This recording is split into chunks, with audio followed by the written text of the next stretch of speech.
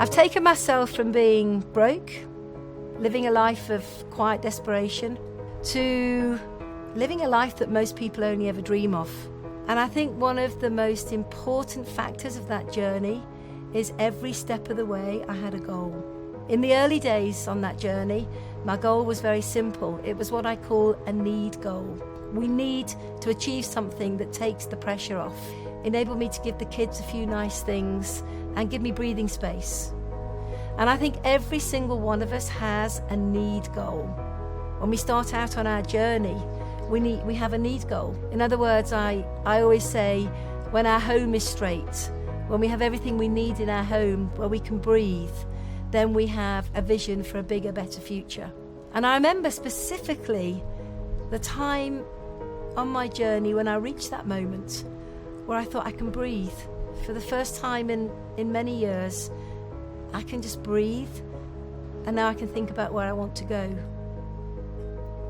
And at that moment, I realised there were things I wanted. And that's the next part of goal setting. Once the need is met, we look for the want. What do you want to achieve?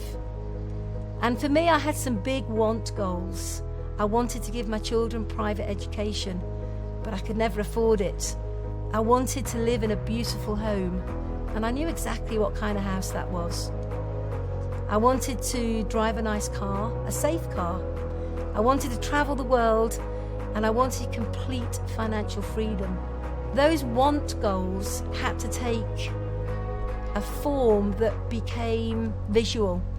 So rather than just thinking about it in my head, I realised the impact, the importance, the power of taking the want, turning it into a visual image, creating a dream board, something that I could look at every single day that would stimulate me, that would keep me on track, make sure that I was consistent in the activity that needed to be applied every day to achieve those goals.